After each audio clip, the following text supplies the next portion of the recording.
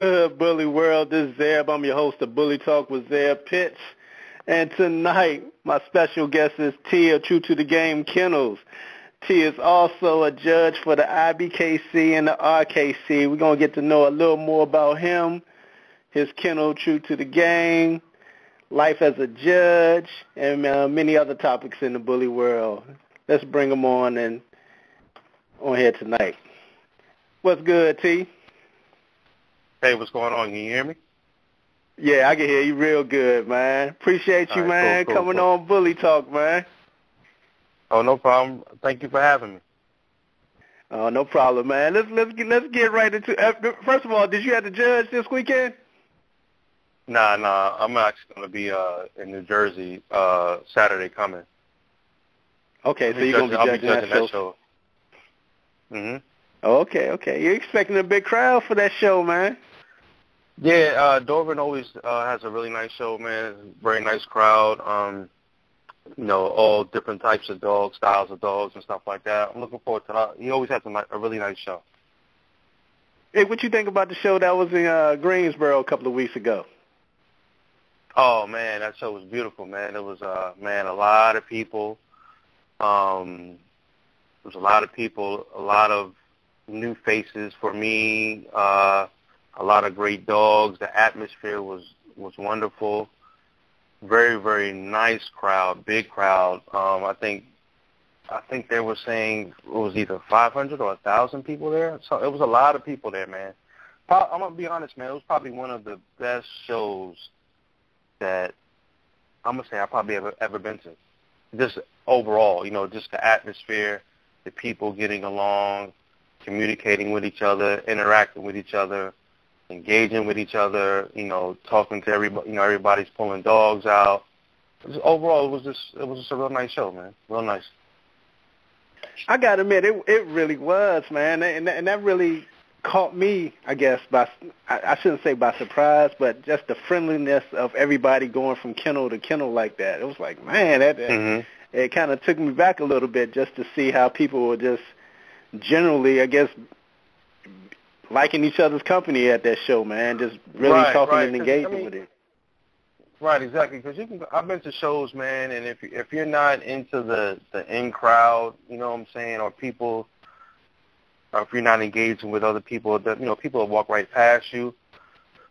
May look at your dogs, may even want to see your dog, and won't stop to talk to you or anything like that. Everybody was very inviting. You know what I'm saying? Very personal. That's what I love about the RKC community. Not saying that nobody else does that, because I've been to other shows where everybody is inviting IBKC and ABKC. Oh, okay. Hey, let me ask you, man, how your scorecard go? Because y'all get judges' scorecards, man. So how did you get graded? Hey, I'm gonna say it like this, man. No news is good news, so that's what I'm gonna say.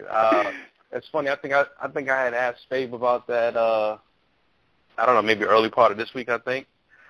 And he said, I ain't heard nothing. So I said, okay, and I left it at that. So I'm pretty sure if it was some bad news, I'd have got a phone call by now. So, but no, I just, everybody always, congratulates me and say I do a good job, and I really listen to what people tell me, and as far as, they appreciate how fair I am, how even across the board I am as far as every dog the same way.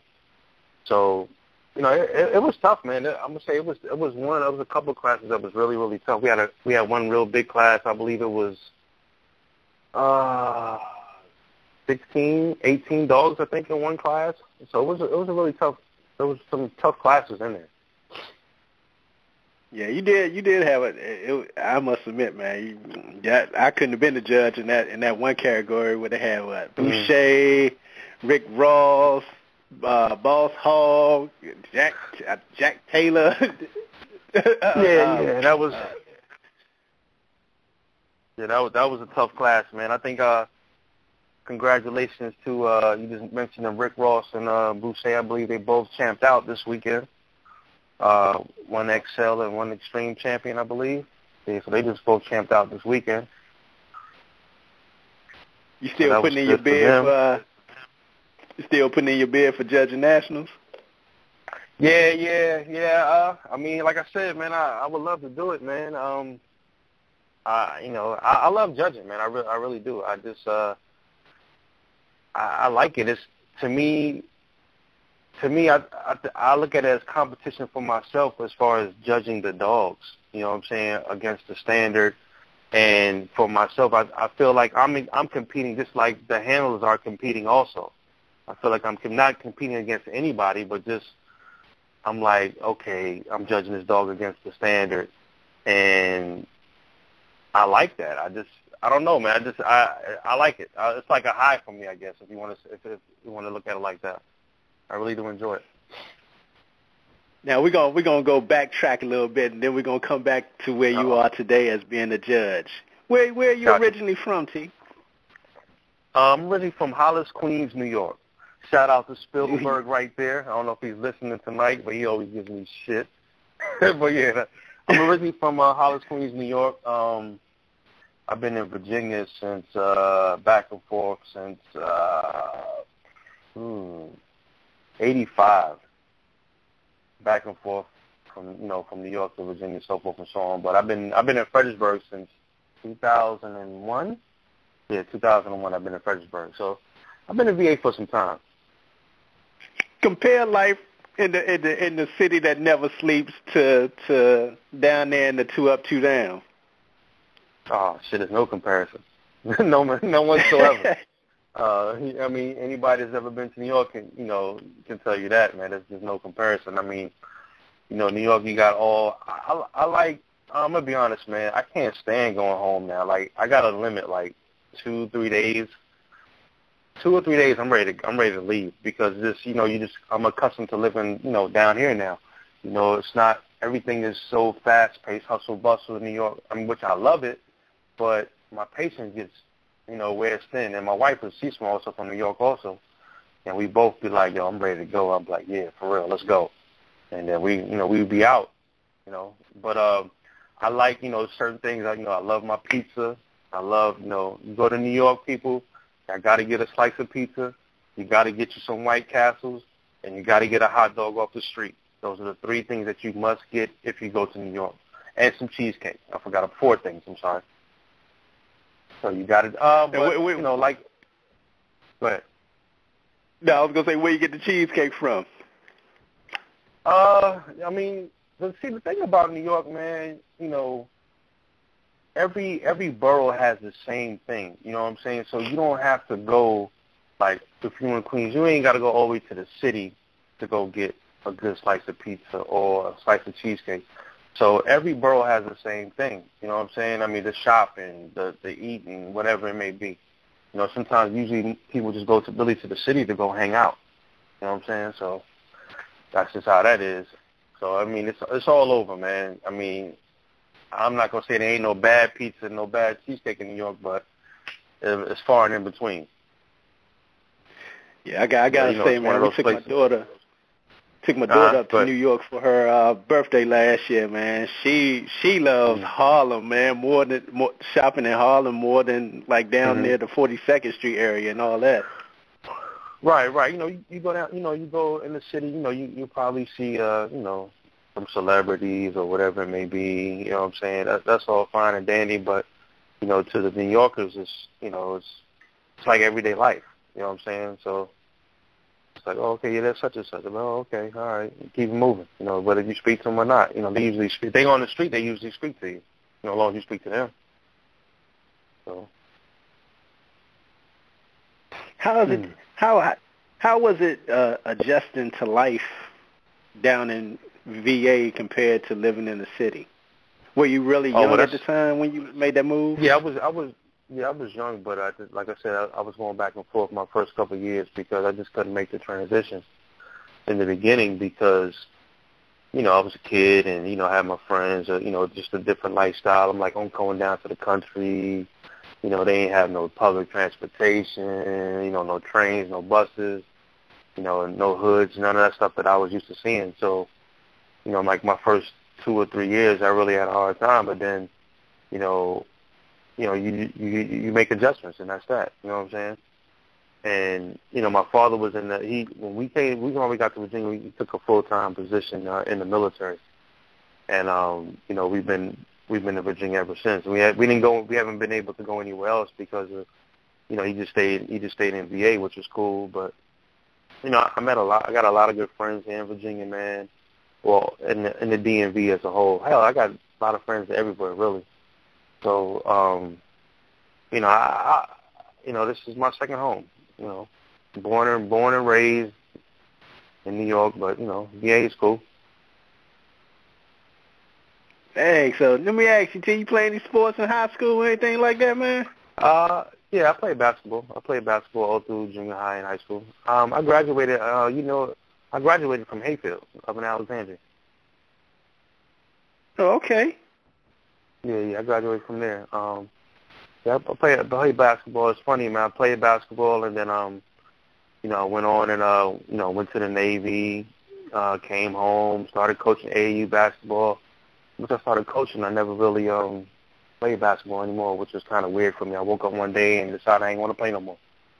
Started coaching, and I've always I've been in dogs, man, since I was a kid. My cousin around the corner from me, just like mostly everybody in this dog world has had game dogs at one point in time. That was my first start. We talking, let me see, 5, 6, 7 years old, walking around game dogs all day long, and so forth and so on. So that was just like everybody else in the world, that was our first start with it. Speaking of game dogs, I want to talk about that whole situation with the Michael Vick situation. See, a lot of people, in the country, that's a lot of people might not know that, but that's kind of a big thing down there in the backwoods of certain areas like Virginia, Arkansas, Mississippi, Georgia, where you have dog fighting. Alabama. You grow up, Alabama. And a lot of people just, they made him the face of dog fighting, man. What was your thoughts about that? Real talk, man. I think honestly, the story that if you heard it on the street or heard it on the news for yourself, at the end of the day, his cousin was supposed to take that rap, for one. Let's be honest.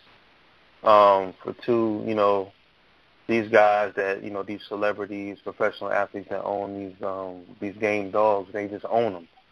You know what I'm saying? Most times they don't, doing any training with them or holding any matches with them or whatever it may be. They're just owning the dog, and they have their cousin, their brother, whoever is actually, transporting the dogs or doing, getting the dogs worked up, for the match or whatever it may be. But for that reason alone, his name was, on stuff that maybe, property and stuff that shouldn't have been on, and he took the fall guy for it. That stuff's been going on for years, way before Michael Vick and way after Michael Vick. So it just, I don't think that's one, if you're going to label it a sport that's ever going to die. It's always going to be, whether they're using pit bulls or they're using Dogo Argentinos or Cane Corsos or Pressers or whatever. It's always going to be. Yeah, I totally agree with that, man. It was just, for some people, man, I guess it comes as a shock. To others, it doesn't, man. So, it is each his own with that. I'm going to say this, though, about the whole Michael Vick situation, man. I think the Michael Vick situation, honestly, really helped the bully breed as a whole. Because you think about it, when after that stuff came about, look at all these reality shows we have now about pit bull rescues and stuff like that. It opened up, the pit bull really was a certain type of person's breed. The typical, whether, you labeled as, the people that's in the hood, whether if you want to see a drug dealer, gang bang, whatever it was. Right. So, when that took place and it came to the light, America was like, wow, look at this, we got to do something about these dogs and this and that and the third. And, they saw them for what they really were, because most, I'm going to say 7 to 8 out of 10 game dogs that are dog biters are not people biters. So, you see those dogs that, have been in matches and so forth and so on. Well, you bring them home, that dog's a pet. Loves his family, loves the people around him. As long as you give them love, they're gonna give you love back. You know what I'm saying? They don't know that it's when you put a dog in a box or whatever you want to call it for people that are into the sport. They don't see that dog as I gotta kill it. It's fun. It's a sport to them. It's a game to them. It's they enjoy it. Just like when dogs do protection work, they enjoy it. This is what they like to do. It's just like as if a dog that likes to show the show ring. He knows when he comes there, he's like, okay, like prime example, like the dog Rick Ross. He comes out there, he's like, yeah, okay, this is my time to shine. I know what I got to do. This is what I'm here for. When you bring a dog to a match or protection work, this is what I'm here for. This is my time. This is what I'm going to do, and it's fun to them. That's what I was bred to do. Right, exactly. This is what, and see, that's what people fail to realize, man. When I sold dogs, educate people on dogs, that's one of the first things I say to them. Do not forget what these dogs were bred to do. Whether if it was to hunt, take down wild boars, each other, whatever it may be. This is what these dogs were bred to do. Now we have domesticated them, and now, okay, we want to take these same dogs and domesticate them, family pets, and so forth and so on. Well, that's great. That's fine. But don't forget, once again, what these dogs were bred to do. Your dog could be a house dog 2 or 3 years in the house, never having any problems out of them. And don't let it surprise you when you're out walking them one day and, a cat or something, and then all of a sudden he shows you another side of him that you never seen before. So people forget that really fast, man. They really do. They underestimate the power of these breeds. They underestimate the ability of them, and they underestimate what they were bred to do, what's behind them. They underestimate a lot of stuff. Now, once you started out with the game bred dogs, like you said, then you moved over. I think we had talked before to the bulldog. No. Yeah, American Bulldogs. American Bulldogs. How was that transition? Man, like the game dogs, we was just, I learned a lot, well, I can say I learned a lot, but, being a kid around the pit bulls, I had no idea what we was doing. We just did what the elders told us what to do. We didn't know that, we didn't figure out the dynamics till later on. I got into the American Bulldog when I was 97, so I was about 24, 25 or so. Loved the breed from the first time I seen it's funny, man, my cousin's father, he's a retired New York City cop, and I don't know if he just I don't know how he did it, but he would always get breeds before they became popular. And I'll be like, we were like, where did these come from? He did it with the Rotties. We were kids. I'm 40 years old. We was like 6, 7 years old, and he was bringing out the Rotties. We were like, what are these? Then he went to the Dogos real quick, and we were like, we just thought they were pit bulls, but then, we learned that they were taller. They only came in white, this and that and the third. And then he got the American Bulldogs, and I was like, wow. And when I saw them, I was like, yo, I love these dogs. They were, a big dog, big old head, massive dog, strong dog. But what killed me with them was the temperament, man, was so great. It was so good. Like at that particular time, I don't know about now, but I know at that particular time in the late 90s, they were the number one versatile dog in America because, they could just do it all. And, you can be, I call it Dr. Jekyll, Mr. Hyde. I had a dog that was like Dr. Jekyll, Mr. Hyde. Coolest dog in the world, man. House dog. I can send him home with you. He'll listen to you. He'll play. He'll be gentle with the kids. He'll listen to you. Take him outside, no problem. Dog friendly, everything. But, man, when it was time to do protection work, he used to, in the beginning, he used to scare me, and I'm holding the dog. He would just turn into a whole nother animal. And I never forget, I did a show, went to a show in Arcola, Virginia, out there, down 50, down Loudoun County. Mm-hmm. And I was in there, and, we were in the ring, and decoy was like, well, hey, what do you want? What can I do to your dog? I said, well, look, he's not gun shy. He's not baton shy. I said, all I ask you, don't hurt my dog. He said, okay, no problem. And, I was young. I was like 24. I wasn't supposed to have the dog that I had at that time. I had one of the best American bulldogs on the East Coast, off the #1 stud dog in America. And the breeding only took place one time, and there was only 2 males, and I had one of them. And when he worked in that ring, the guy had the starter pistol, because a lot of dogs, when they pull a starter pistol out, they'll shy away. When they hear that pop, they'll shy away. They'll let go of the bite. They'll come back to rebite, whatever it may be. Same thing with the baton. My dog never does any of that. And this was part of a competition, you said? Yeah, this was a Protection Title 1 title. Okay. And what would happen was, a lot of dogs would rebite. My dog would not let you go unless I gave him the command to out, and then he would out and sit. As long as you didn't move, he would not go rebite. But, man, when we were done, and like I said, I was young. I wasn't supposed to have the dog that I had at that time. When he was done and I put him up, man, I had everybody, oh, my God, where'd you get this dog from? This and that and the third. And I called the guy, in California who he came from, who had his dad actually at the time, a dog named Tyson, which was the #1 stud dog in America for the breed at that time.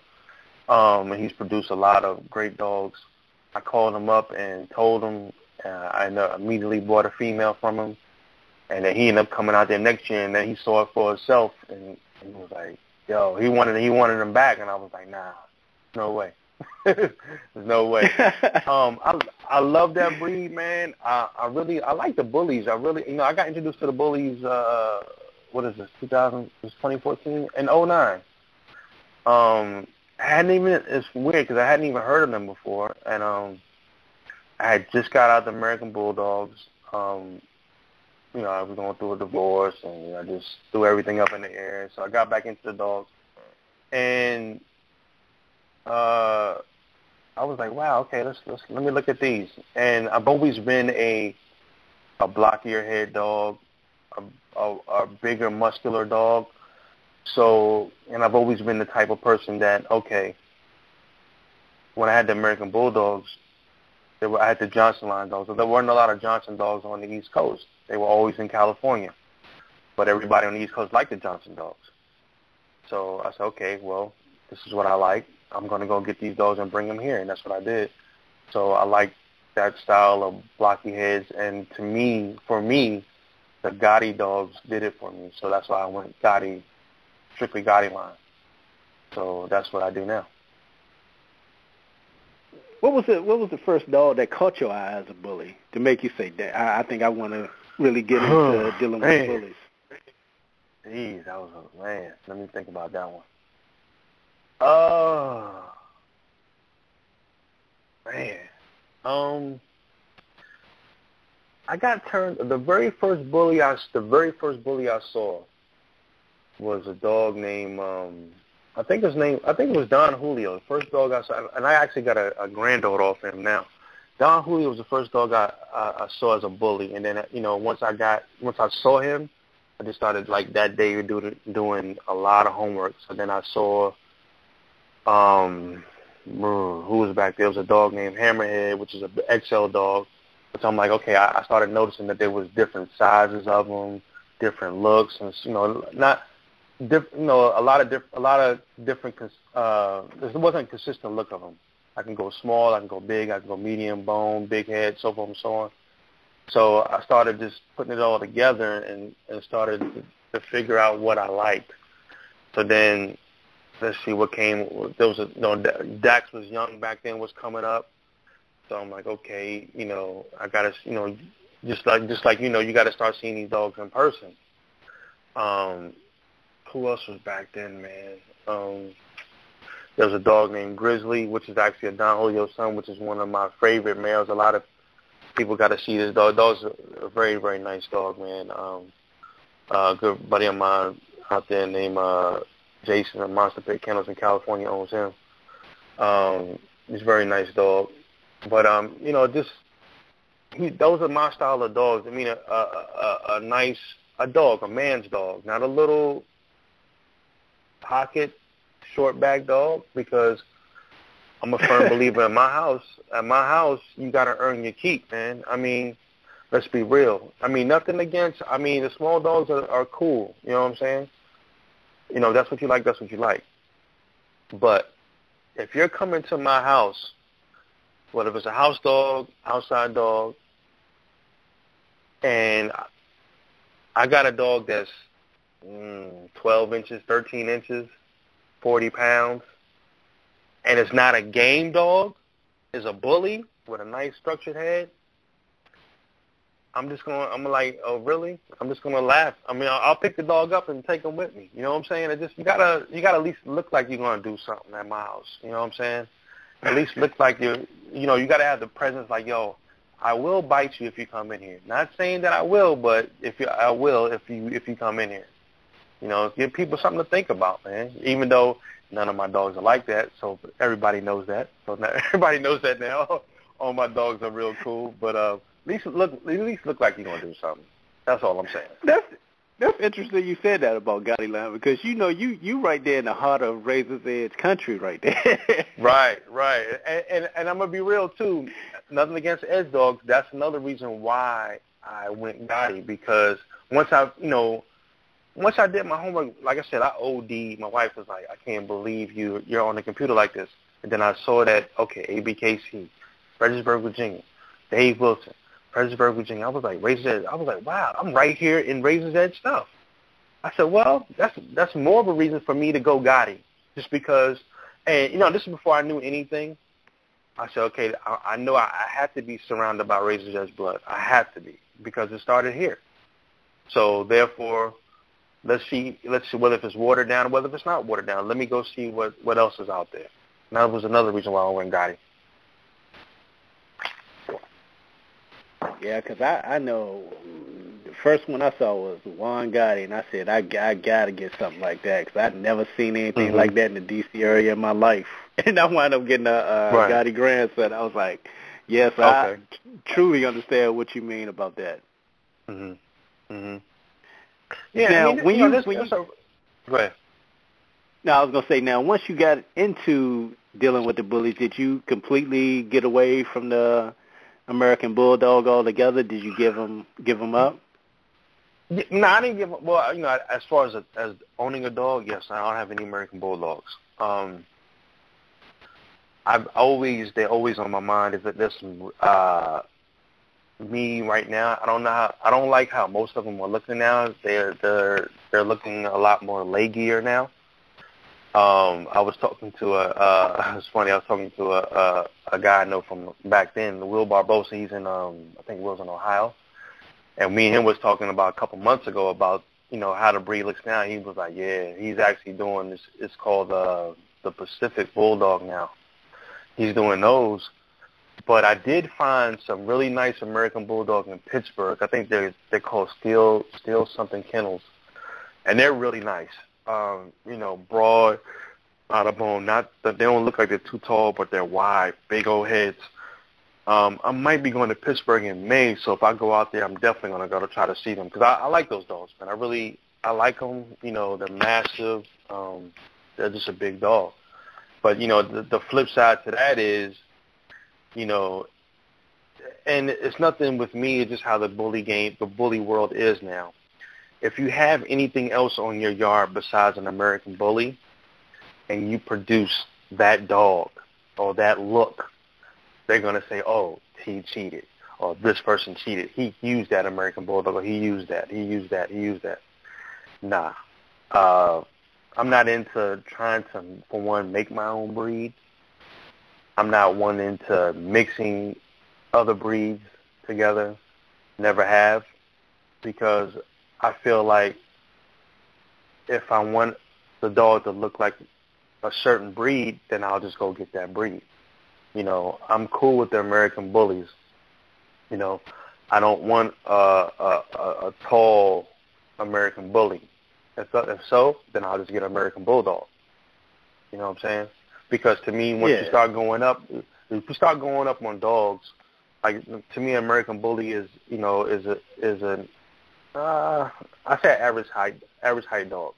You start going up, you start losing, meaning you start losing chest. You may get a longer dog. You start losing that mass. There are some dogs that are the exception out there, but that's just me. So why not just get a dog that's bred to be 120 pounds of solid muscle, tank, taking a man down type dog. So that's what I would do. Because your boy Guap is a bad boy. Oh man, I appreciate that, man. This guy, man, he's Guap's a special dude, man. He's funny. My female is in heat right now, so I've been breeding him the last couple of days. I'm trying to see if I can keep his weight up to bring him out Saturday, but I don't know if I'm going to be able to. He's probably not eating at all right now. Yeah, he's not. I gotta entice him, but at the same time, it's just, it's what I do for my dogs when I breed them. I've learned this is old school for me, so I just stick with what I've always known. You know what I'm saying? And people ask me, I'm like, yo, this is what I do. I'm not saying that it's right. I'm not saying that it's wrong, but this is what I've always done. It hasn't let me down yet, and this is what I keep doing. I'm a creature of habit. So, people may agree with it, people may disagree with it, but that's what I do. So that's why he's a little under right now. But, dog people know, you breed your dog, your male may vomit, you know what I'm saying? So he doesn't eat that day prior to. So that's what I do. Mm-hmm. Do you remember your first bully show? Ooh, my first one. Damn. Let me think about that one. Hold on. Oh, man. My first, I want to say, you know what? I do remember. My first bully show was in La Plata, Maryland. It was an ABKC show. I can't remember I know Dave Wilson was there. That was my first time ever meeting him. I can't even remember who threw that show, but it was in La Plata. It was at the La Plata Fairgrounds. And, Way right. But it's funny because I've been there since then, the shows. But the first one I went to, it was like in the barn area part where, like, I guess they do like hog auctions and stuff. So they had the different stalls and stuff, and they had a stage set up. It was really cool. It's weird because, to this day, I don't know why I wasn't there. But remember, I don't know if it was that year or the year before, they had the really big show indoor when Paul Wall and all them came down to Fredericksburg. Oh, the Spotsylvania the Tommy Dog. Man, I don't know why I didn't even go to. I didn't even go to that show. I don't know why I didn't. I was like, why didn't I go to that show? I don't know why I didn't go to that show. So that was weird. But yeah, that should have been my first show, but it wasn't. But maybe I was out of town or something. I don't know. But how did you come up with the name True to the Game Kennels? Well, it's Kennels, no S on the end. Oh, no S. No S. Because it's just Kennel. I thought long and hard, man. I got started. Me and I got to tell you the whole story, so bear with me on this one. I had a buddy. He used to be a friend of mine. That turned me on to the bullies. He's out in California now, so me and him go way back. and he's known me when he had his game dogs. I had my American Bulldogs and so forth and so on. So, he turned me on to the bully. He was like, yo, let's do this thing together. I'm like, all right. He was out on the West Coast. I'm on the East Coast. I said, all right. I said, let's make it happen. You know what I'm saying? So we did, and I thought long and hard about, I can't remember how I came up with the name, but I was just, throwing names out there. And I came up with True to the Game. I was like, well, I said, I know I'm going to be true.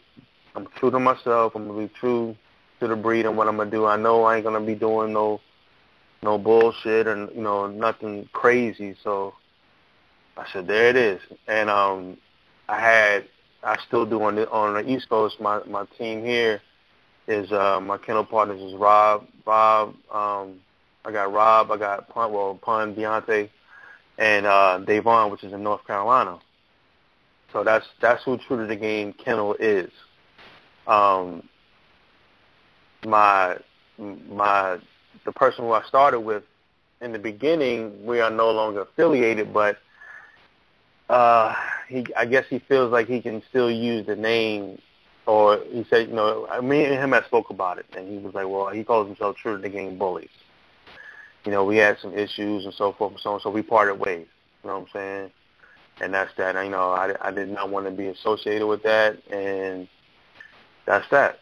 So here we are now, and people were like, man, you should change the name. I said, I ain't changing my name. I said, that's my name. I said, I ain't changing it. It is what it is, and that's that. So here we are today. Now, DeMonte, am I saying it right? Yeah, Pun. Yeah, Pun. Well, you call him Pun. Now, he got a little buzz going with the puppies he got, man. Little Chrome. Yeah, Chrome man. was a nice boy, man. We know when we did that breeding, man. With that Havoc daughter, man, and I think he went down there and see him. That was his breeding, but he had went down there and see him once before me and him had went down there. He said, man, I don't know, man. He said, they all look nice. I'm like, all right. So we went down there together. As soon as I walked in there, I said, you take that boy right there. I said, that's it, right? That's him, right? And as soon as I walked in, I was like, that's him. There wasn't no there was a female in that litter that was nice. I thought I liked her. She was gonna be. I felt like she was gonna be on the bigger side. But the litter was very consistent. They all kind of looked the same. But that boy, he got that Chrome, the tribe boy. I was like, nah, man. I said, okay, he's tribe, but then it's just something about him, man. It's just that's the one right there. And his Iceman, the father, Iceman that he has, he throws that look, man. He's throwing you those shoulders. He's throwing you that chest. He's throwing you that front. He's giving it to you every day. He's got another female. We got a female off him named Pebbles, and she looks like a female version of her dad. We bred him to Rob's female that he used to own to produce her, and she's we'll be taking her to something real crazy here soon. We're not gonna let it out the bag yet, but we got two breedings locked in, so we got something going on. What's your secret in picking a pup? Because everybody got their own little way of picking a pup. When do you pick a pup, and what's your secret? I'm going to be honest, man. Puppies to me, unless you got that puppy that's like, wow, that's that puppy. They kind of all I'd be like, I don't get excited over puppies. I never have get excited over puppies. I look at it. Me personally, I don't like long. I don't like long muzzles. I look for that top skull on them and the eye separation in the puppies because I compare them to the other puppies because I feel like if they got more of a top skull, more eye separation, that means it's going to continue to keep growing that same way. Once in a while, you get some puppies that the bodies will kind of separate from each other. Me personally, if it's my litter, Around that 4-week, 5-week mark, they start changing. Then again, 7, 8 weeks, they start changing again. Unless you just get that one. Sometimes you get that one that comes out, it's like wow. I had a litter that came out 2 years ago, and this female came out. The day she came out, I named her. I said, that's Big Mama. She had more bone than any of the dogs, and she was just big, and I was like, man, she stays like that, she's going to be really nice. And she Pepper, my female, produced her, and she was blowing her mother out the water. So, she had bone. She looked just like her mother, but just a better version of her. So, I like, heads, the puppies, just the head is the first thing you see on the puppy. It's like, oh, I got the head, you got the head. Then you just hope that the body's going to grow with the head, you know what I'm saying? But 8 weeks old, everybody likes to, if you're going to see a puppy, buy a puppy, usually 8 week old. 8 weeks is the mark that people will start picking their puppies. Okay. Yeah, I just wanted to hear how you pick a pup, because I always ask the different people. Everybody got their own. Like Marco said, he likes the smallest, most compact. I talked to Pratt. He said he look at the pups from the side view. So everybody got their own way of picking pups. So I always like to hear people's stories because it's good to know. Yeah, and also with me, man, like I'm a big personality dude when it comes to dogs. Like my dogs, it all depends on what dog, but like I like my dogs to be it's just kind of funny, to be a little unruly, to be a dog. You know what I'm saying? So when I bring them out, it's like, okay, they're gonna listen to me. As far as I stopped years ago. I stopped teaching my dogs how to sit down. I don't even do that anymore. But they're gonna heel to me. They're gonna heel to me on the lead and so forth and so on. But I like if I go to see puppies, and I see this one dog that's kind of non-social, I'll be like, oh, okay, let me check them out and see what it's about. And it all depends how he or she interacts with the rest of the litter. Then you got ones that are just like real feisty, because I like them feisty puppies. Blondie, my girl Blondie, but you won't believe it, she's the feisty one. The pretty girl I got, the blonde, the farm female I got. Oh man, she's the feisty one. What? Man, she runs the yard. Yeah, she bullies everybody. But she jumps on Guap, and Guap looks at her. He kind of comes back at her. Then when she gets like a little serious with him, he's like, okay, I'm gonna leave you alone now, and he just walks away. But that's just how I like my dogs, man. But the funny thing with her is, I don't know if you got a chance to see at the Allentown show. When she's at the show, she's a totally different dog. She's like, okay, everybody come look at me. I'm nice. I'm pretty. I'm cool.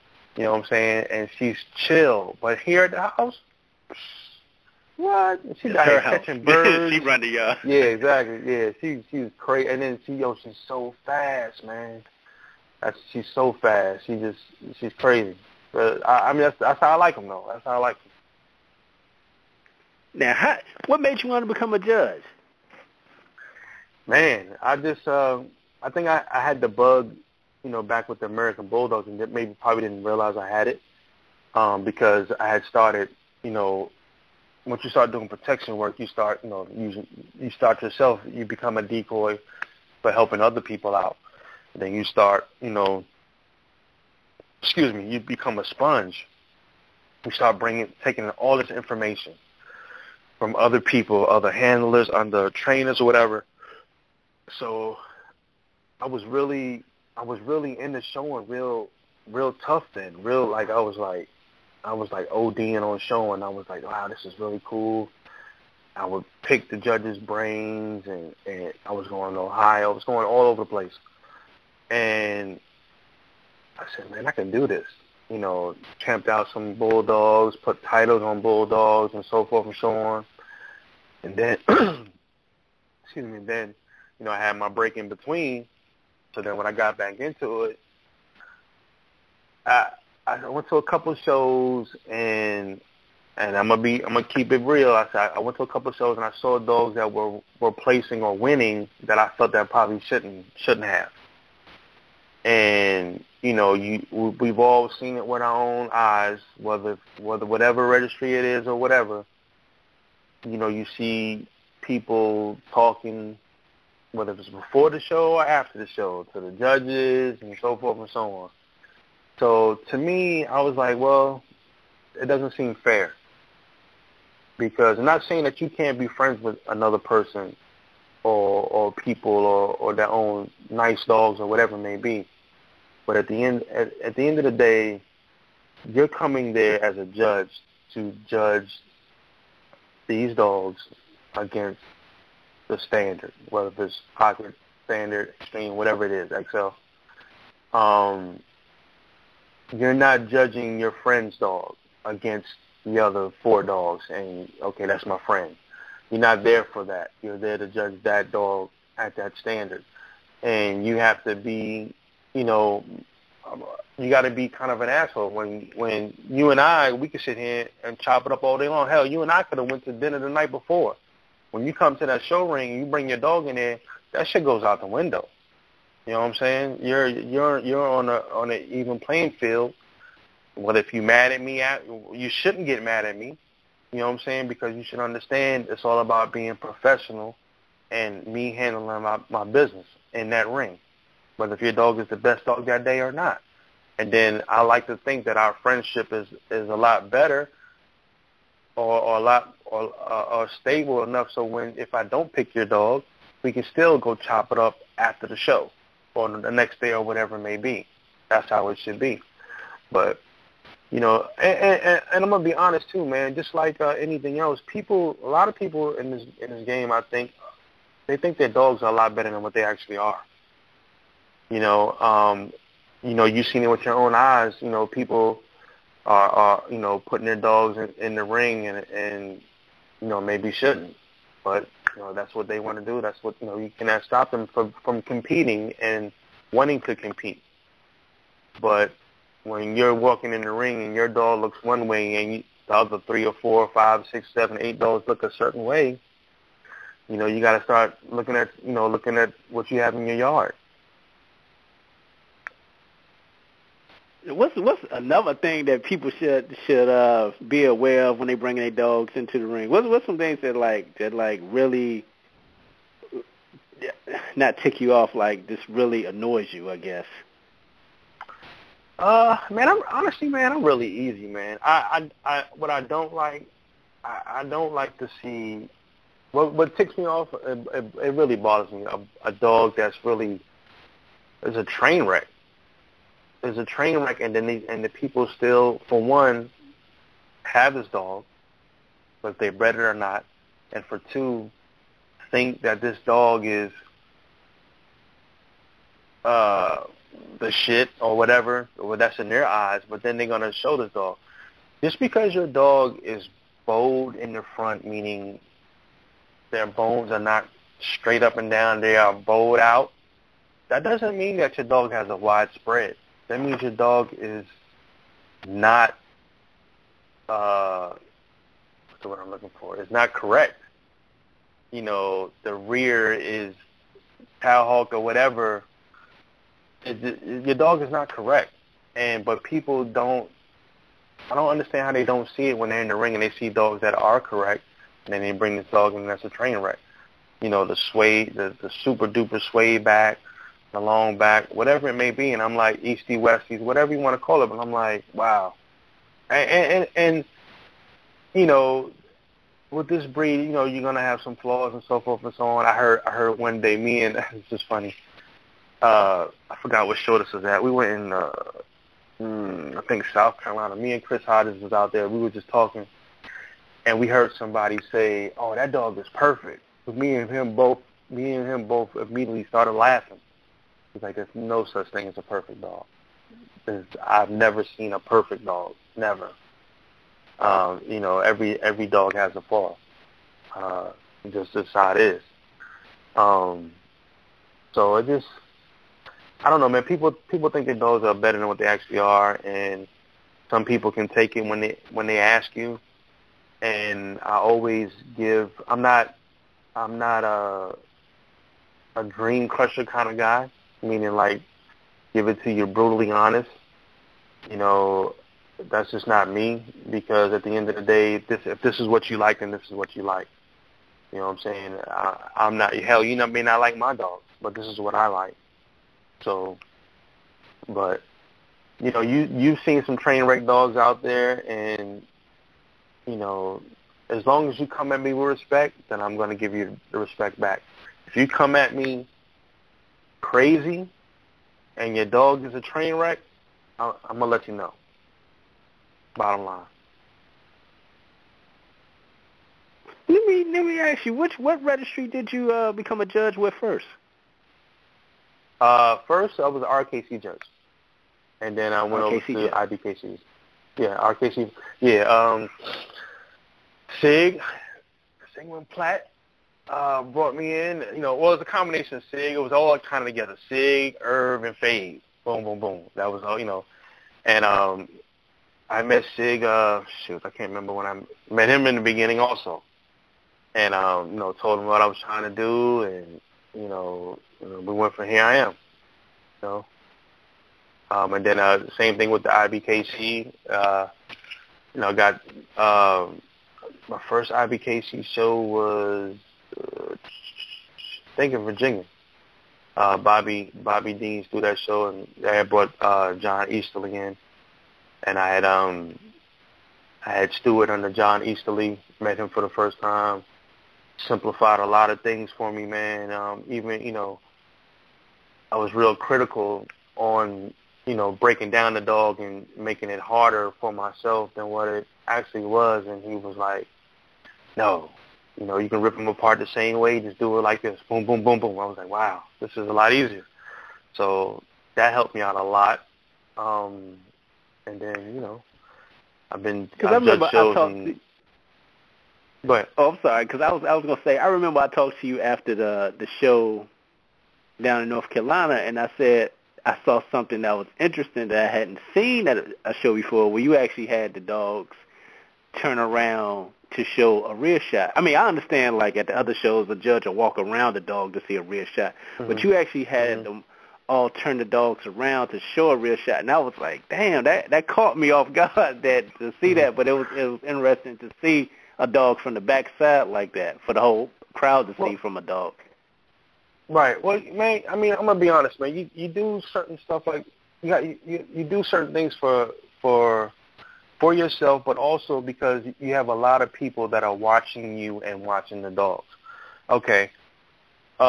Majority of the people that are outside the ring can't see what I see when I go into their mouths, look at their bites. You know, they may not, if they're standing on one side of the ring and I'm in the ring looking at the dog, they're not going to see the side of the dog that I'm seeing. So, you know, and then, you know, once you pick your winners, you know, people are like, well, wow, I thought this dog looked, you know, they're on the outside looking in. They're like, oh, well, I thought that dog looked better. So that particular moment in that class, that was a tough class, and you know, you give them different looks. Everybody sees the front stack, the side stack. Okay, now let's look at the rears. I'm a big person. I've always been, even American Bulldogs. You give me the head and you give me the rear. You give me the head. Usually if they have a really nice head, they usually have a nice chest, as long as they're not a tall dog. And then if they have those two things and they have a rear, they have a phenomenal rear, then everything else should kind of just fall into place. The worst thing you want to see is a dog with a big old nice head or a nice shaped head. Now, it don't have to be a big head. A nice head, nice chest, and no rear. You know, it doesn't happen. You know, your dog he's not completely there. I've never seen a dog that has a really nice rear and doesn't have a nice front. I've never seen that before. So that may be kind of weird. So, you know, I did that so people can see what I'm seeing, because I think at that particular moment, it was an even class. So now, okay, now let's look at the rears from here, because I do walk around them so I can see them up close. But then when you see it from a distance, you know, you get a different look. And then even I had judged a show in Vegas, IBKC show in Vegas. It was a night show. I had to move the dogs differently because of the shadows. this was a nice show. The light, I had to put them on a different on a different side of the ring because of the shadow. And I couldn't see him because of the shadow. But people on the outside looking at the dogs, they were like, "Oh, okay," but then they didn't understand why I moved them because I couldn't see them from where I was standing from. So you just do different things, man. As a judge, don't be afraid of that ring. Don't be afraid to use the ring. Don't be afraid to, definitely. I see judges that don't even touch dogs, and I'd be like, wow. And even, for myself, people will try to, and it's just a creature habit because they used to judges, let me see the bite, and then they'll open up the dog's mouth. I'm going. I put my hands on. You see me. I put my hands on all the dogs. I go in all their mouths, and so forth and so on. So, I ain't afraid to get bit. Don't want to get bit, but ain't afraid to get bit. And I haven't had to dismiss a dog yet. I haven't, lunged at once or twice, and still have not dismissed a dog because I'll give them a second chance, maybe even a third chance, because a lot of times, honestly, it's just not that dog is not used to being touched, and it's not used to that handler handling that dog, getting him ready to be touched. So it's all about education, teaching that handler, hey, well, look, this is what you need to get him used to. A lot of males if they're not used to being touched on the testicles, they're not used to that. Like, I'm a grown man. I only want one person touching me. You know what I'm saying? So, hey, you made me think about something. Because you're speaking about getting bit, because I talked to John Easley. He was like, man, he wants to see something implemented to where these dogs got to bring, like, health records to the shows because you don't know if dog might got rabies or anything. Well, what you think about that? Because you actually up close and personal, and you got to deal with situations like that for dog snaps or something. Right. I'm going to be honest with you, man. I think it'll be anything to help the breed will be great. I really, really do. As a community, if we're in this if you're in this as a dog breeder, you have multiple dogs, I would like to think that I'm trusting you to do as if I would do. And I know everybody doesn't do that. And I'm not saying I do everything great, but I do know that my dogs got all their shots. I know my dogs eat every day. I know they got water every day. I know they're not, they're not dirty. They're not this, not that. I'm trusting. I look at everybody doing the same thing, and I know everybody does not. But I think that would be a great thing. The negativity you're going to get from that would be the people that are not doing that. Oh, why they got to have this or why they got to have that? Then they'll start coming. Okay, well, that's how we weed those people out. And, they're doing damage to the breed as a whole because, like I know, all it takes is one to mess it up for all of us. You know what I'm saying? Then we got to do that much more work to try to bring it back. You know what I'm saying? So I think anything is great, man. I'm toying with the idea. I'm not gonna put it out there yet. But I'm trying to put something together now for the American Bully. To put title. I'm a big title or putting titles on your dog, doing something for your dog. Like I said before, let him earn his keep. Right now, the American Bully really is just a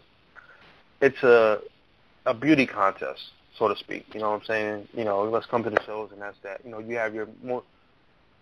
You have some dogs that weight pull, and that's pretty much as far as that it goes with the American Bully. Okay. I would love to see American Bully, whether it's protection work, let's put different titles on the dogs, service dogs, whatever it may be.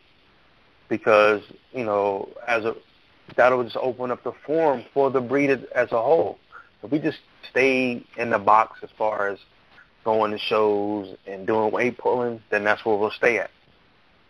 So let's not just let's broaden it out. Let's open it out. Let's see what else we can do with this breed.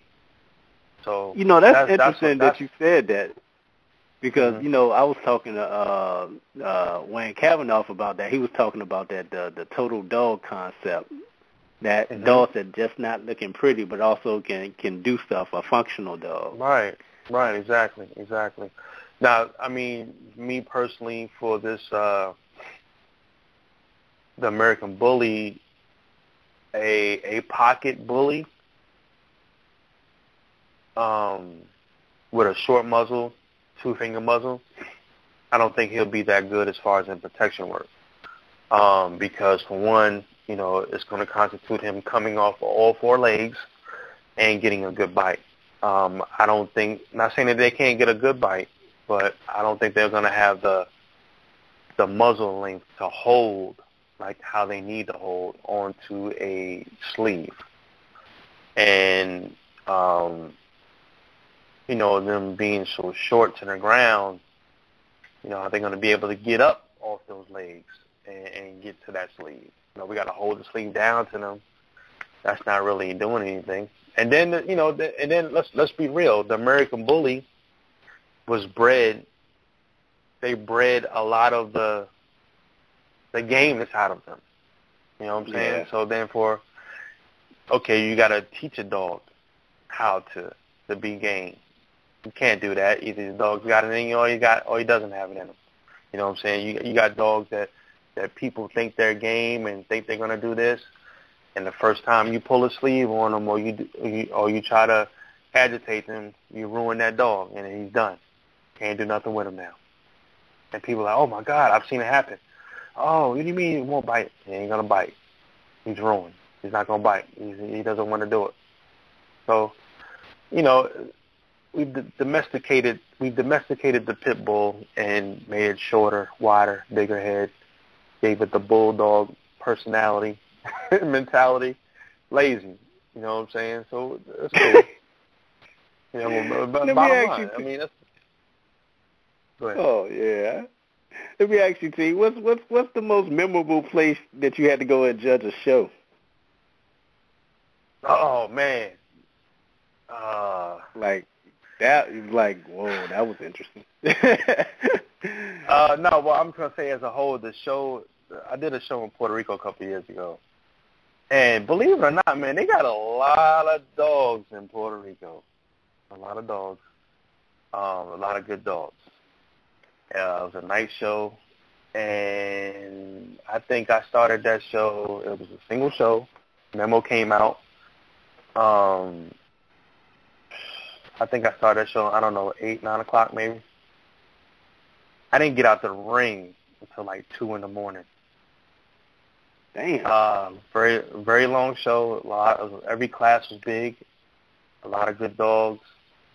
That was a tough show. That was a long show. But the show as a whole was nice. It was really nice. I was surprised on the quality of dogs that they had there. At that time, they have a lot of Dax dogs there. A lot of Miyagi dogs out there, but they were nice. And I'm gonna be honest, they were, Miyagi's, coming out of the elbows a little bit, from what I can tell anyway in the pictures. A lot of his offspring, I should say, were correct. So that was good to see. I had no idea, So that was that. That show was nice. Of course, this Greensboro show was phenomenal. I did a show out in Vegas last year, IBKC show out in Vegas. That was really, really nice. I'm going to be honest, man. All the shows I've been to have been really, really nice. Really, really nice. I'm looking forward to Dorman show this coming weekend. I really like to get down to either up to like Ohio, or maybe down to Florida. Hoping I can get to California this year, Fabe. You know what I'm saying? Come out there, let me see them Cali dogs out there. I try to go to Cali every year, just to go out there and see. So yeah, when I went last year, I go every year. So hopefully I can get out there this year and actually judge a show this year. So this summer coming, or this year, I should say. But yeah, man, I'm willing to go anywhere to judge a show, to see a show, to do a show, or whatever. I like to go. Shameless plug. I'm willing to go to a show to film. Just holler at your boy. Let me know. There it is. There it is.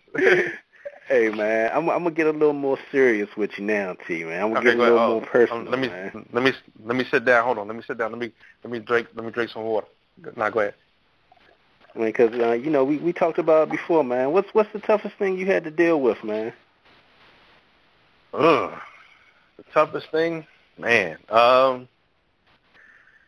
Well, without a doubt, I'm gonna say my daughter. My daughter was born with sickle cell, and 2010 she went and had a bone marrow transplant, and that was by far the toughest thing I've ever had to deal with in my life.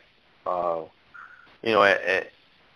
any parent, the first thing you want to do, if you're having, a child, is that you pray and hope that your child is healthy.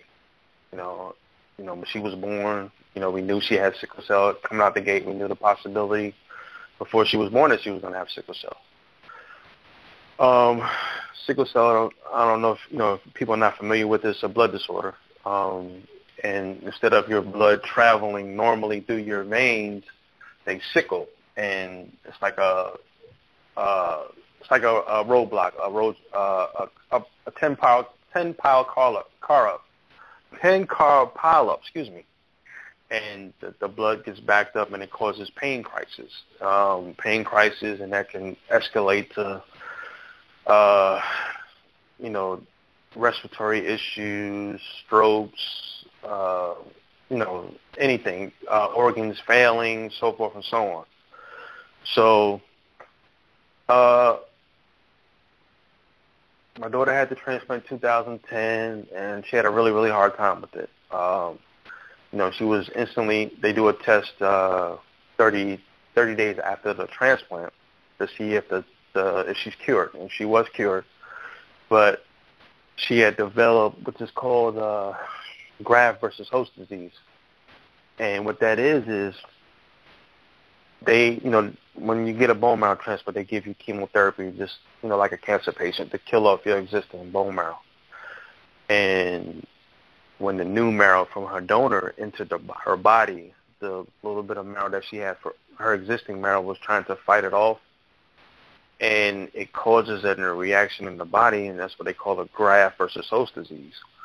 So what it affected her was her small intestines and her skin. And she was bleeding out internally. We didn't know until it actually would come out a couple of days later, and her skin was like, we called it like crocodile skin. It was really, really scaly. Her whole body. It was times when, my daughter at the time, she was 10. She was 10. She wanted to, give up, like she's like, Daddy, I don't want to do it. I don't want to do this no more. I don't want to live no more. That type of stuff. And as a as a parent, you don't expect your child to go through this one. You don't expect your child to say those words to you. But you just have to be strong for her and just reassuring her that everything is going to be okay and so forth and so on. And she'll be 14 in June. She is, going to school full time. It's definitely a blessing. She definitely has a testimony to tell so people can hear. It definitely tested my faith, because at times, there was one time when she was on the fence that we thought we were going to lose her. And, I was straight with the doctor. I said, look, tell me what it is. Is she going to be here? And they really couldn't tell me. They didn't know. You start questioning yourself, well, man, should we have done this? Because, you do that just so she can have a better quality of life. But, since she's been out the woods, as far as, with the graft versus host disease, which has been, probably about a year and a half now, everything's been on the upside, man. She's going to high school next year. I don't know if I'm ready for that, but she's going to high school next year. Yeah, exactly, right? She's going to high school. She's this has been a blessing for us, man, in a kind of a weird way. She's become like a little bit of a celebrity, I guess, in the BMT world. She was able to make some jewelry for Beyonce at, I think, the Grammys 2 years ago. Not this year, but last year. She wore her jewelry. Beyonce did. Beyonce sent her a letter was it this year? But 2013. Beyonce was here in D.C. at the Verizon Center. But people shot an email, invited her to her concert, got to meet her backstage. Last October, her donor was lives in Germany. Petra Poker is her name. Shout out to Petra Poker. There it is. Children's National Medical Center brought her and her husband to Washington, D.C., so we can meet them for the very first time. That was all over the news channels and, the newspapers and stuff. And that was a very emotional day. And so now we're just, the sickle cell fight is over. The graft versus host disease is pretty much over. So now we're just working on as a whole, excuse me, just trying to get her, her confidence, there. If you meet her and you see her, you wouldn't think she has a confidence issue, but what it is that she's so used to not doing anything. Because when she had sickle cell, she couldn't participate in gym. When she had sickle cell, she couldn't go out in the snow. She couldn't get in the pool. She couldn't be out in the heat. The stuff that we take for granted, the stuff that's normal to us, she couldn't do. So was it hard for her to make friends? Honestly, man, I'm gonna be honest, man. No, it really wasn't. It really isn't because, probably when we were growing up, kids were a little more cruel. Nowadays, they are more. What's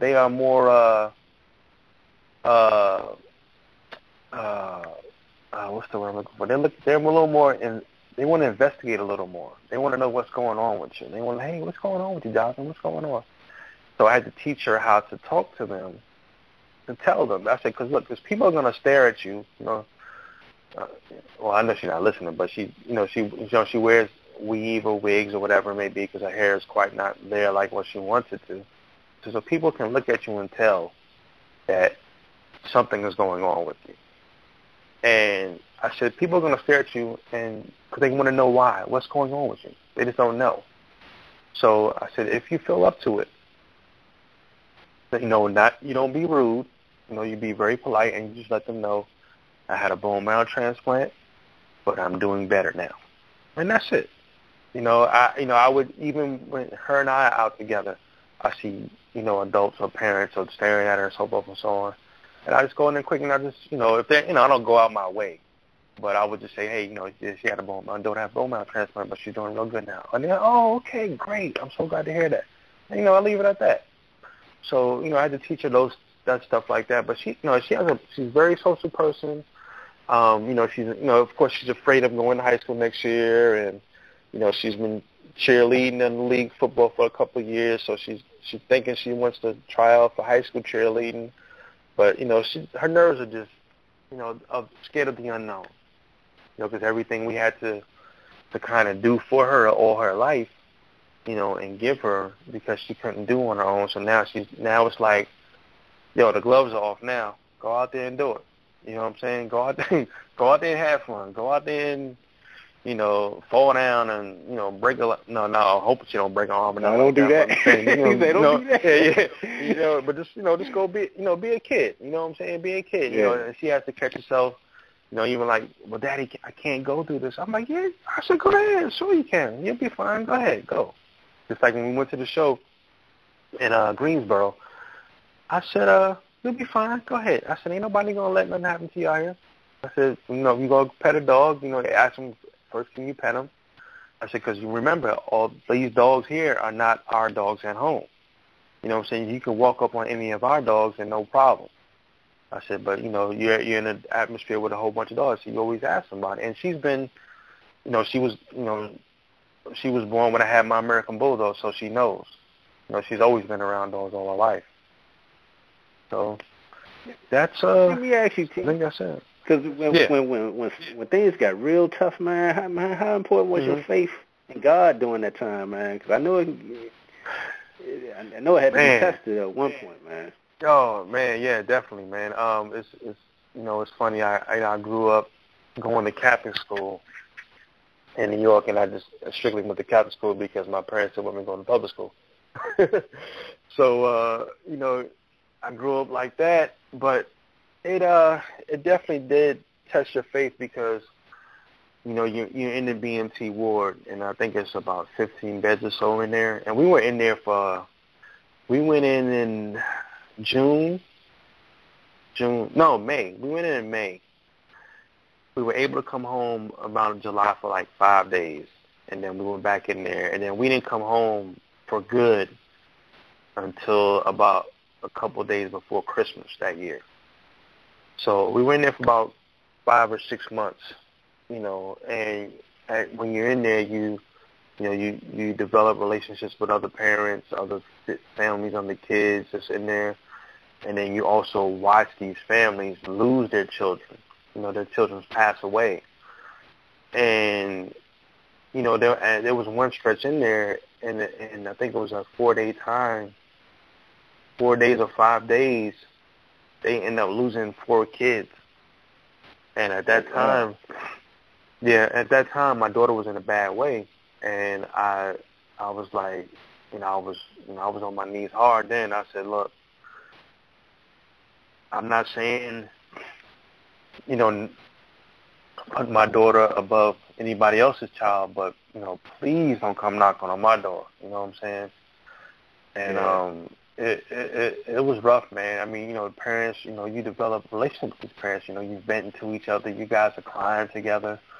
Ordering food together, whatever it may be, and just to know when it happens, you're like, your heart just drops for them, and you look at your own and you're like, man, I hope you start questioning yourself. You start questioning, should you done this? You start questioning your faith, everything, but